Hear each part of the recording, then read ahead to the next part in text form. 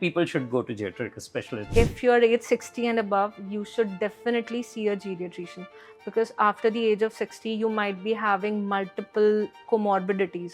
People in 60s are now living independently. What do you suggest for these kind of people, how they can make their life better? In my opinion, there are 5 pillars that I would like to advise. Our rural people are more kind of following these things, or urban people are? Second part, metropolitan cities, is the loneliness part, because even after all these connections, I'm seeing seniors become more and more lonelier.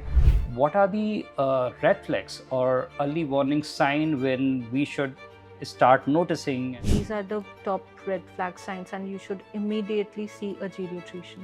Most of the elderly actually carry a box of medicine, right? And a lot of medicine they take, like 10, 15 in a day. It's a huge, Right. huge risk. Hi everyone, I am your host Nitin Guru, and welcome to another interesting episode of Medical Value Talks.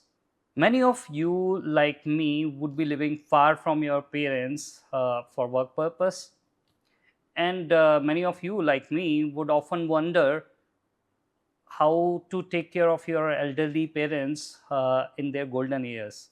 And there is growing specialty of clinical practice, which is known as geriatric medicine, which is designed especially to take of our elderlies in their golden years. And today we have honored to host Dr. Yamini Ajmera, who comes with this specialty. So without further ado, I would invite Dr. Yamini to talk about what is geriatric medicine and what it does for our elderlies. Welcome, Dr. Yamini. Thank you, Nitin, for having me here. So I'll won't waste a second and then come straight to the topic. So geriatric medicine is basically, we as geriatricians, we, unlike traditional physician, we focus on the independence and quality of life, and not only just treat the disease, we see the person as a whole from head to toe. Like we focus on the 5 M's, that is mind, mobility, medications, multi-complexity, and what matters most to the patient. So that is what geriatrics is all about. And it's like solving a puzzle every day, because you are altogether dealing with physical, mental, emotional, cognitive, and social needs of the elderly patients. So yes, that's geriatrics. Thanks for explaining it in simple word, Dr. Yamini. But before we jump into the topic and go into really detail, would like to understand from yourself how what is your journey has been. And I understand you are currently working as a geriatric specialist at the Artemis New Delhi. So want to understand like how you came to this kind of the kind of journey and the step. Okay, so when I was pursuing my post graduation, and I scored a decent rank in AIMS, so one of my family pediatricians, who is my mentor and guide, he told me that don't pursue pediatrics, pursue geriatrics. It's a new specialty. There was only one seat, uh, 1 UR seat in AIMS New Delhi, and he said that aim for that seat, because in future geriatrics will be the most talked about branch in terms of medicine.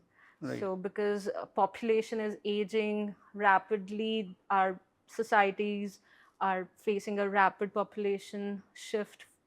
uh, According to census 2011, there was 8.6% population age 60 years and above in India, and that is projected to increase to 19% by 2050. So that's a huge population that we have to cater for as geriatricians. So yes, he pushed me to this branch, and I have done my MD in geriatric medicine from AIMS New Delhi. Then I I was appointed as a senior resident at National Center for Aging, AIMS, New Delhi. And after that, I have joined Artemis Hospitals, New Delhi centers. So yes, that's my journey, and it has been a fulfilling one because I think what we as geriatricians can do, nobody else can. Absolutely. And you have founded a senior care facility as well. So would you Yes. like to talk about that too? Yes, I'm founder and CEO of Vayodha Senior Care. So the idea was like I have 7 years of experience dealing with geriatric patients. So the idea was to bring quality, high quality geriatric care to the doorstep of the elderly patients because many of patients face mobility issues. They are living far from the tier one cities, so they cannot afford to go to the hospital, Right. or they if they want to just avoid the long waiting lines, Yeah. then the idea was to give outpatient services, teleconsultation services, and home visit to the patients Right. aged 60 Yeah. years and above, and to provide comprehensive, compassionate care to the elderly population because I wanted, I just wanted it to be affordable, accessible, and high quality. Wonderful. So, like from treating chronic conditions, I also focus on preventing falls and cognitive health, mental health, and adult vaccinations. So yes, this is what the primary focus is all about And in that Vayodha. that's wonderful because I think it's like a comprehensive kind of care at one facility. But interesting question for me is that it even this branch is very new for me, where I have been working, or at least in this domain for some time. uh, Even my parents currently go to general physician, Hmm. right? Hmm. They don't go to geriatrics. So I mean, when people should go to geriatric specialist, maybe that would be my question. Okay, so like geriatrics is a relatively newer branch in India. In AIMS New Delhi, it was started in 2012. Hmm. So it has been almost 13 years now. Right. It's 2025. So geriatrics is relatively new, but awareness is increasing day by day because private sector is coming up. Government is also like under the program, Yeah. national health Yeah. program. Government is also trying to focus on elderly population because by like Indian Aging Report 2023, according to that statistics, almost 10.5% population is age 60 years and above as of 2022. So that's a huge Right. population. And as a geriatrician, I don't focus on the disease per se or Mm-hmm. organ per se. Mm-hmm. I'll see the patient as a whole, Hmm. and apart from treating the chronic conditions, we focus on the independence, quality of life, mobility, and like we want the patient to be purposeful till the end of life. It's not just disease specific or organ specific condition.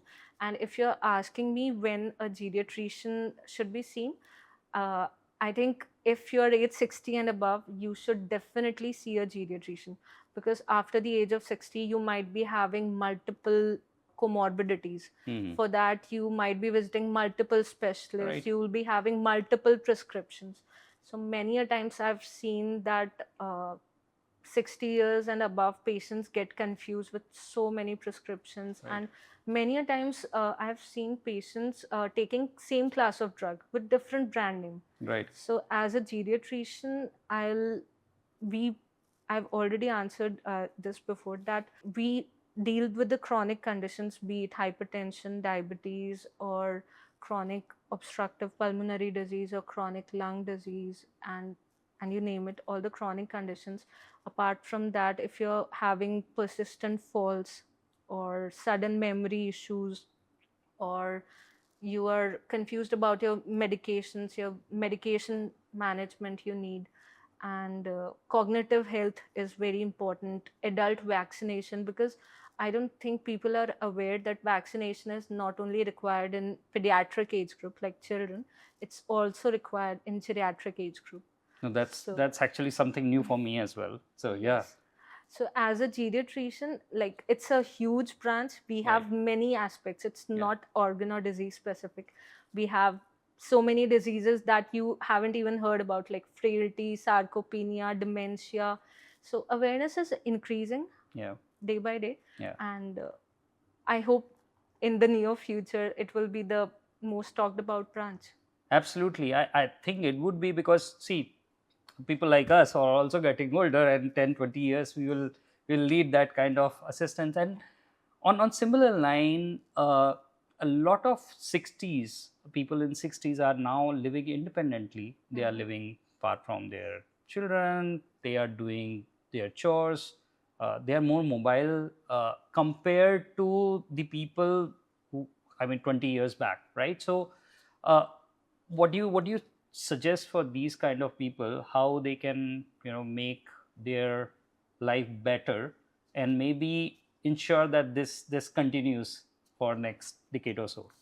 Okay, I think the way you're telling, like our grandparents, what I've seen that people who are in their 90s now, when they were in 60, they used to, I think, retire quietly and withdraw from their social Yeah. Yeah. responsibilities and become dependent on others. But seniors now, especially 60 years and above, they are very much focused about their fitness, about their mental health, about their nutrition. They are technology proficient, and they want to age gracefully and age actively. Right. And they have, like, there's much more because of technology, they are socially also much more engaged. So these are the things that make them different from the previous generation. And when it comes to healthy aging, in my opinion, there are 5 pillars that I would like to advise if anyone wants to age healthily. So first will be exercise, because many people think that only walking is sufficient. That's not the case, because there are 3 types of exercises that are recommended in an elderly patient. First is aerobic exercises like walking or cycling. Second is progressive resistance strength training using light weights or resistant bands. This is very, very important. And third is balance exercises. So, like yoga or Tai Chi.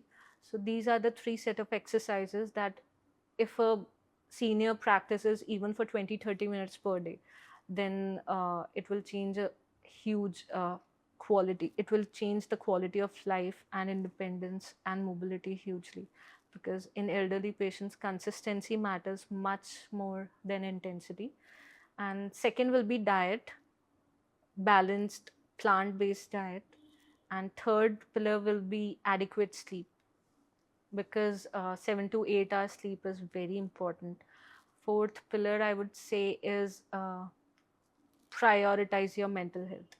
Stress management, mindfulness practices, deep breathing exercises are very important. And last pillar, I would say, will be maintaining meaningful connections, because you have to give importance to your friends and family, because that is equally important when you are talking about healthy aging.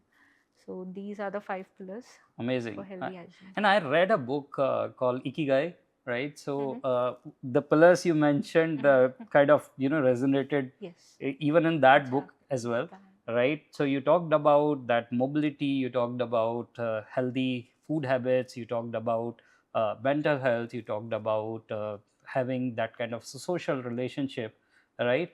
And all these aspects are really really important. So thanks for those inputs. But do you see that these aspects are applicable in rural setting, urban setting? What kind of differential do you see as of now when you consult with patients? Are rural people are more kind of following these things, or urban people are kind of more inclined towards?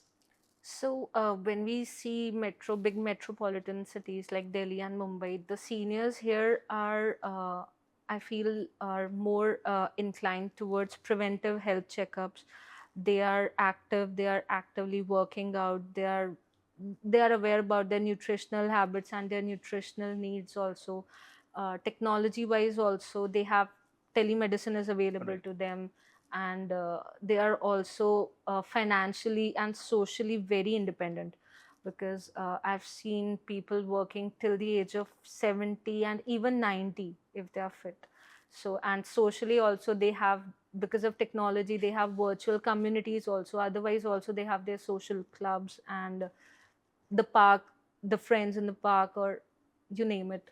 So they are, like, I feel that they are very much aging healthily. But second part of the big metropolitan cities is the loneliness part, Right. because even after all these connections, I'm seeing seniors become more and more lonelier. Hmm. So the mental health issues like depression and anxiety are on the rise, but still they are having the accessibility to high quality geriatric care Right. that's available in tier 1 cities. Right. But when you come to small towns, the communities are much more Yeah. engaged, Yeah. but healthcare is limited. And when it comes to remote areas, they have strongly knitted family ties, Yeah. but uh, the medical care is almost nil. Nil. So, especially if you're talking about the geriatric care, it's not present in those Those kind of kind of. cities. Right. But Indian government, like under National Health Program, is planning to open 30 bedded geriatric care wards in every district of this Wow. country. So that's in the pipeline. Right. But as of now, I feel that aging, healthy aging depends on where do you live and how much are you financially independent. Great. So that means like urban and rural both can have similar kind of situation. And one aspect you talked about loneliness in senior care. That lead me to another question of what is the responsibility of caregiver or as a as a children, right? How we take care of our elderly parents, and what are the red flags or early warning sign when we should start noticing and we should probably consult with geriatric for for these kind of situation. So I think as a caregiver, first and foremost thing that we should avoid is that ageist attitude, Hmm. the stereotypes and prejudices and discrimination that we do based on age. Like if we are over concerned, we won't let our parents live independently, or there is elder abuse or neglect. Right. So there are both the Yeah. aspects. So we should avoid both the extremes. And the red flag signs that we should take care is, like, there are top 5, I think, which I can think of. Is first is if the patient is having multiple falls repeatedly, Hmm. the person is falling, Hmm. or there is a sudden or new worsening memory issues, and there are changes in the behavior and personality, like there is irritability, there is social withdrawal, or there are repetition of words. Hmm.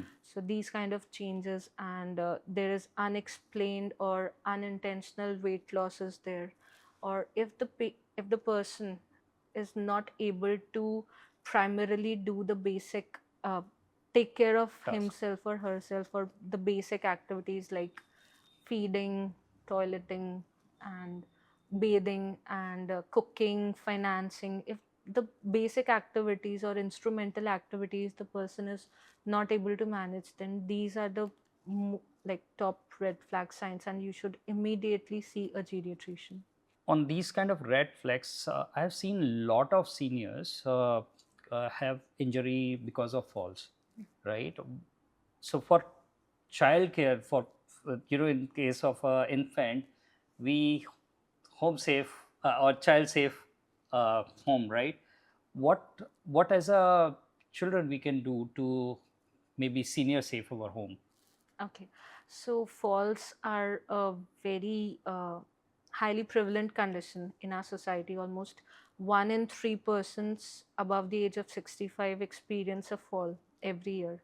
So it's a very big issue, and the outcomes of falls are also very dangerous because it can range from minor injury like bruises to major injuries like hip fracture, head concussion, or bleeding, or even death. So it is very important to prevent falls. And as a family member, you can make your houses safe Mm-hmm. for falls. So first will be improve the lighting in your hallways and bathrooms, install grab bars in your bathrooms, raise toilet seat, handrails on stairs, and anti-slip mats, especially in the bathrooms and in the room. Right. And you can remove the clutter Mm-hmm. because these are the trip hazards, loose Right. loose drugs and all. You can remove that. And secondly, I would advise a regular medication review Mm. because that is medications are also one of the leading cause of falls. Right. Get their vision and hearing check Mm. regularly. Right. And lastly, I would say that if needed, use assistive devices like these walkers or cranes or walking sticks. And nowadays, because of AI, we have fall prevention or alarms also, Mm-hmm. wearable devices Right. that can detect fall based on gait velocity and movement. And they can set alarms also. So Fun. these are the things that we can do as a family member to make Right. our houses safe. And you talked about medicines. What I have observed that most of the elderly actually carry a box of medicine, Mm. right? And a lot of medicine they take, like 10, 15 in a day. What do you say about that? Is it a right thing to do, or is it like a something someone should actually get checked about? So, in medical terminology, if you're taking 5 or more medicines, it's called polypharmacy. And Mm-hmm. if you're taking 10 or more medicines, it's called Wow. hyperpolypharmacy. So, it's a very prevalent condition. Global prevalence, I think, estimated is 30 to 60%. Wow. So, it's a huge, Right. huge risk. And polypharmacy, uh, I think because of multiple specialists and multiple prescriptions, that's why. And nowadays, I'm seeing people taking health supplements also regularly, calcium and health supplements, vitamins, and all. So it's causing increase in polypharmacy, and polypharmacy is a big risk factor for drug-drug interactions and prescription cascades. For example, amlodipine is the most commonly prescribed drug for hypertension, and its common side effect is pedal edema. For that, I've seen being given diuretics to treat that. So that's the prescription cascade. Increased drowsiness, increased risk of falls, and polypharmacy leads to substantial, because of hospitalization due to all these causes, it leads to substantial healthcare costs. So it's a very important risk factor. And I find older persons have, it's very difficult to manage. The maximum amount of medication that I've seen in a patient was 23. Wow.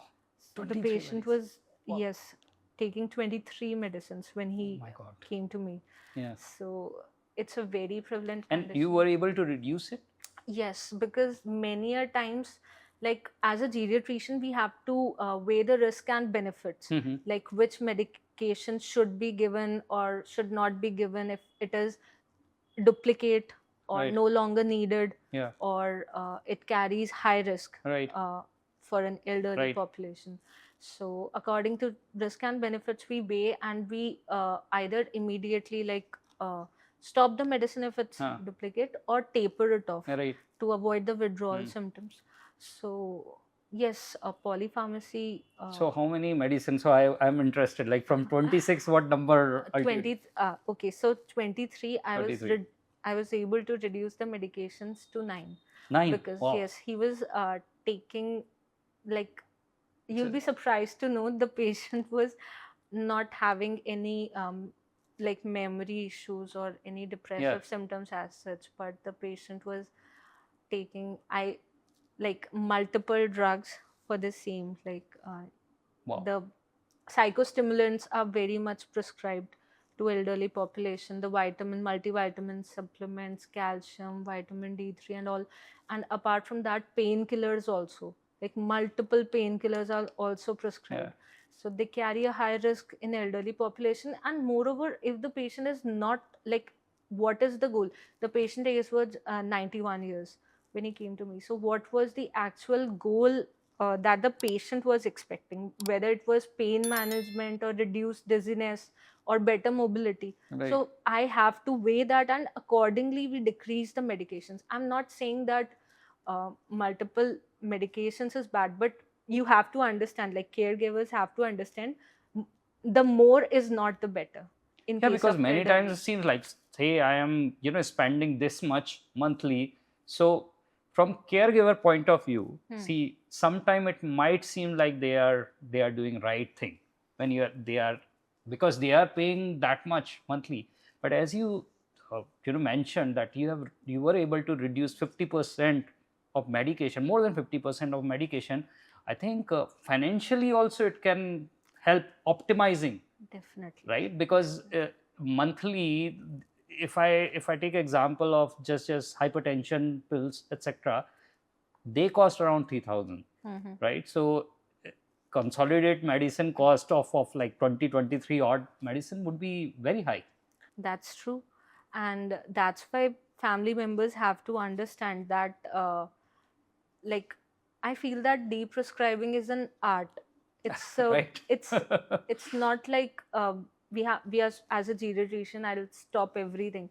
It's, I'll optimize according to your aging body. I'll optimize the medications because it's a safe, structured, and evidence based process. So I feel that deprescribing also is necessary in elderly, and we have our screening tools also to guide us for that, like Beers criteria, start and stop criteria. So yes, according to the person's profile, I'll weigh, and accordingly I'll either prescribe it or not prescribe it. So the decision stands in that. And help me understand, does geriatric also take care of the emotional and mental aspects of growing old? Because with the age, of course, there is certain kind of things comes like you. I mean, even if I am at 40s, I feel irritated sometimes. I can understand elderly might also feeling the same. So does geriatric covers this, and if it does, I mean, how it kind of connect with the psychology of medicine?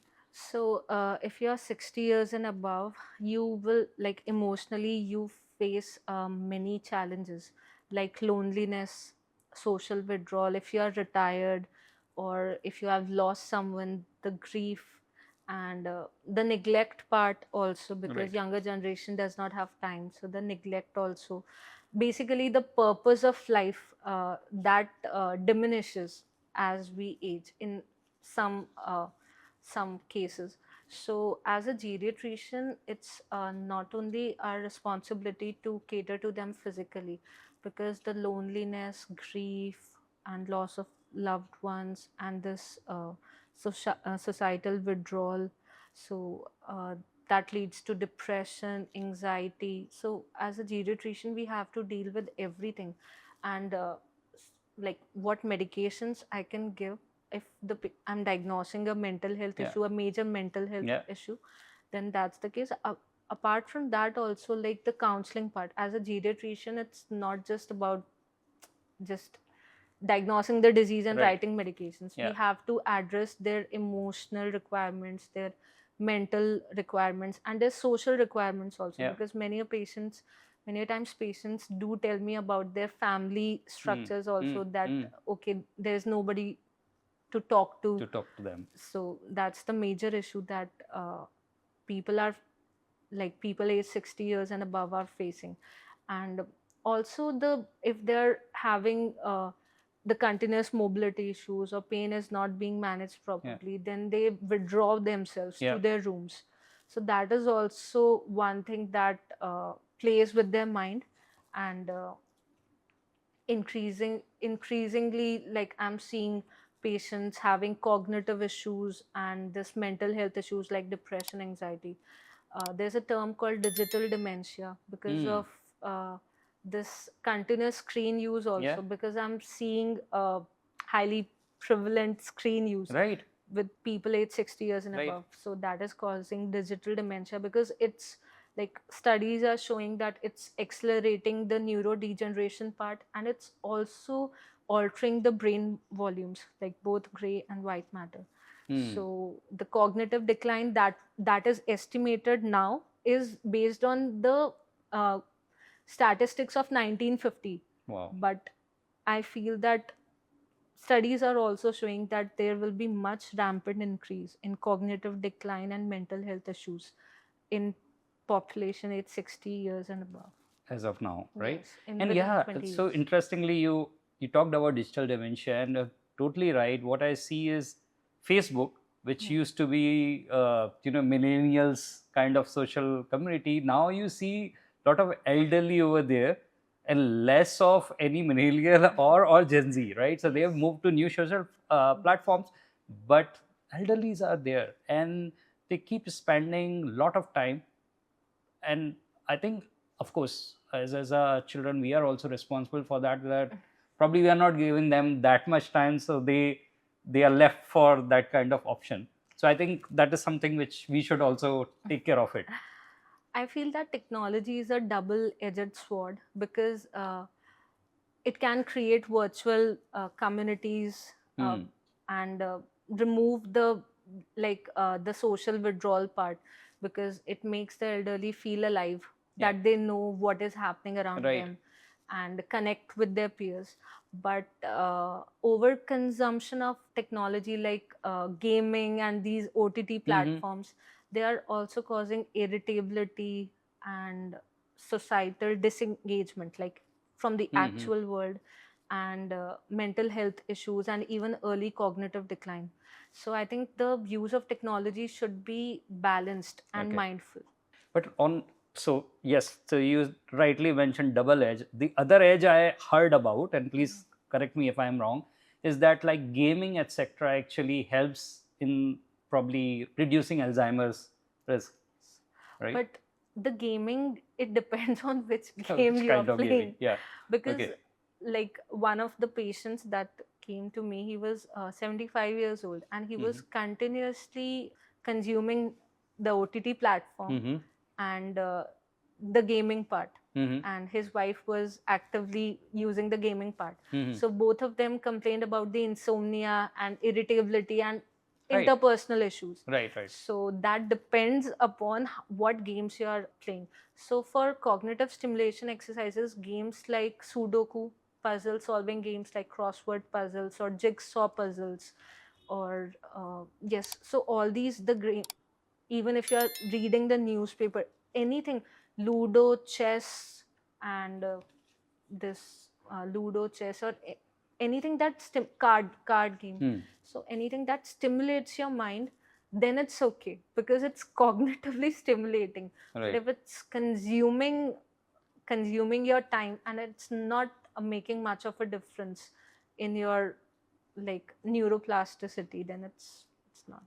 So let me continue on that thing where technology can be helpful, right? So what do you see the latest digital health and artificial intelligence and all those kind of new technology where they can help in the elderly care? I know like modest use you already mentioned, but what are the new advancements which you see which probably are going to be game changer in elder care? So I feel a confluence of geriatric care, geroscience, bioinformatics, and emerging technologies like artificial intelligence and deep learning.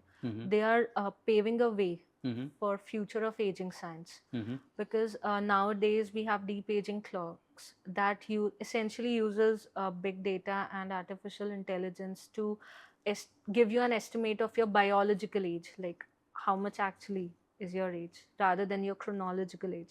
So technology is going to play a huge role in the future, and telemedicine is there. We have wearable devices that I already talked about. We have like wearable devices that can monitor your vitals, like blood pressure, heart rate, your SpO2, your sleep patterns, or this these are there are also GPS trackers are there that is helpful for dementia patients. It will prevent them from wandering.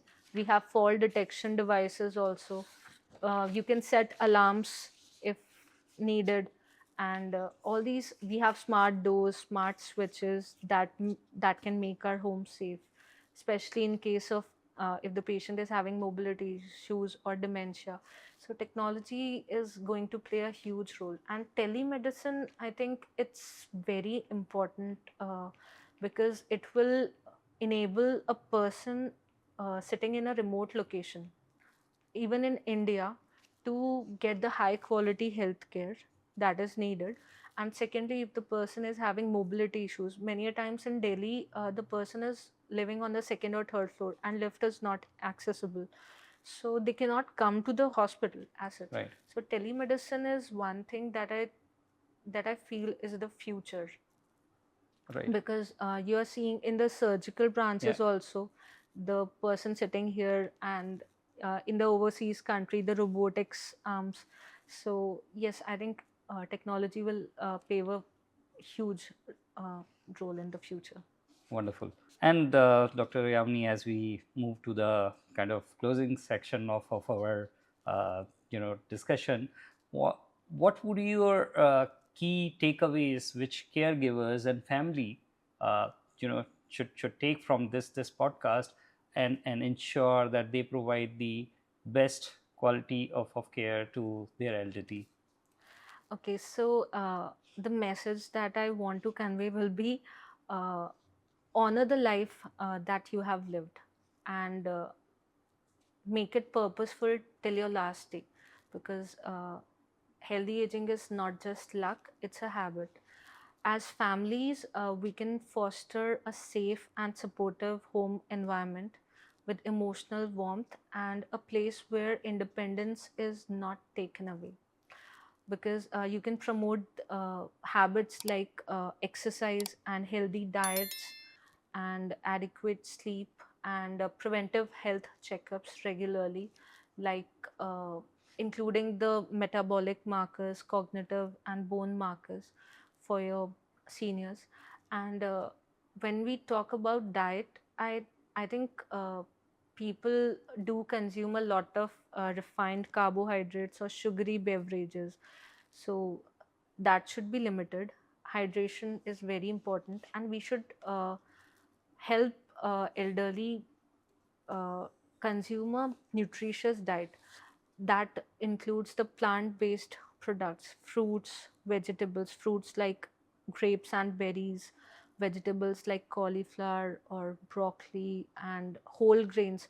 Because one thing I want to say is, apart from rice and wheat, we should adopt whole grains like sorghum or millets, bajra, ragi, quinoa in our food, Daily. and Yeah. nuts like almonds and walnuts, and legumes, green peas and all, and the spices.